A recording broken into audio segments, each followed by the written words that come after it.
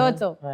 Naona njaa ila za mzunguko. Bwana hebu mpigie mwenye hela zake hapa. Sitakuja kutugombanisha bure waniue watu. Tulia basi Doto, tulia. Najua muda wako umenanili. Najua unataka ushindane na sisi. Sisi wewe ni mwenga bwana. Unajua na miaka 55. Wewe ni mwanangu wa pili, wewe mwanangu wa tatu. Yaani nyinyi ni wanangu, yaani mnanioni baba yenu. Sisi kushindana na wewe. Sasa jamani nitashindana na nyinyi kweli. Tuondoke na hii hapa sasa. Muda ule nikidoa naomba nikuazime hii zabu yangu uvae hata siku tatu. Unitolee hayo. Ngoja kwanza, lakini umeionaje studio kiujumla? Hayo ndio uliacha. Studio ni nzuri, tuna nafasi ya kutosha, tuna vibe nzuri, uwanja ni mkubwa na kule mmenielekeza bado mnataka kufanya vitu vingine, kuweka mgahawa nini, wafanyakazi wote wasitoke nje kutafuta chochote. Tunamalizia ile. Ni kuomba dua tu, wawekezaji wajitokeze wafanye mabalaa, hiyo studio yetu kubwa, maisha yaendelee. Unajua tuko kushindana, tuko kwenye kujenga. Lakini kuna mwingine atakwambia studio ile mbaya kushinda tuvijenge, wewe utakuwa una akili. Sisi tuko kwenye kujenga, tuko kwenye kushindana.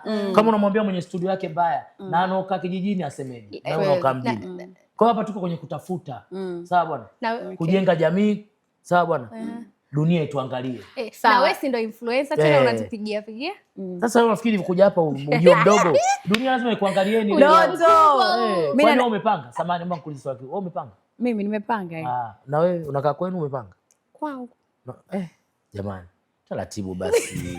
Sasa kwako kuna mtu anaokaa kwa watu? Doto. Sema tu nimepanga eti kwangu. Sasa kuna mtu anaokaa kwa watu? Ndio nimepanga. Doto. Muda utoshelezi sana. Ila mimi nilikuwa nataka uniambie maana ile neno.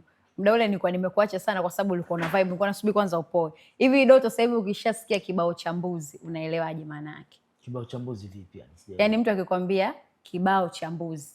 Ngoja nikwambie, unajua watoto wa mjini wana misemo mingi. Kwani mimi naweza singakwambia kisu cha mkunjo maana yake nini? Sijui. Basi na mimi sijui. Sasa ndio. Basi unauliza mimi wakati mwingine na swali langu. Mimi naweza kwambia mjukuu wangu kisu cha mkunjo. Basi mtu amesamiati. Na mimi mtu mimi simekuleta mwenyewe nikubwa. Basi nijibu mimi sijui. Na yeye jibu cha mkunjo. Mimi sijui yani. Kwa nini unaniambia kibao cha mbuzi? Basi na kisu cha mkunjo. Sawa, nijibu kwangu. Na mimi nijibu kibao cha mbuzi maana yake nini? Okay. Thanks. Kibao cha mbuzi maana yake nini? Kisu cha mkunjo. Tunamalizia basi. Asante kwa muda wako. Ajui Doto. Doto ajui. Na kisu cha mkunjo. Hujui. Na huyo kisu cha mkunjo huyu. Asante kwa kuja. Tumefurahi kuzungumza na wewe. Umekuwa una vibe, tumejifunza vitu na naamini pia watu watakuwa wamejifunza kuna vitu kutoka kwako. Asante kwa muda wako. Tunakupenda. Na mimi nakupenda sana. Ila kabla hajaondoka Doto, sisi wajukuu wadogo zako wanasema to motivate kidogo, to motivate yani to motivate. Sasa ndio hapa. Tafute sasa tukajuane kibao cha mbuzi kisu cha mkunjo. Mimi nataka niongea lebe Atafute. Jamani Doto amepoa sana. Tukoteshe basi. Nitafute. Tajiri Atafute. Basi tucheke naye vizuri. Ngoja tunamalizia, lazima tukoteshe hizo pesa za mzunguko. Bana, hii ni PMTV, mimi ni Best Benny, tulikuwa na Doto Magari, amezungumza mambo kadhaa. Tunaweza kusema mambo mengi kwa sababu amegusia kila kitu ambacho kinatokea kwenye maisha yake na kwenye biashara ambazo anazifanya. Hii ni PMTV, nilikuwa Mibesi pamoja na Zochi Ki Original. Stay tuned.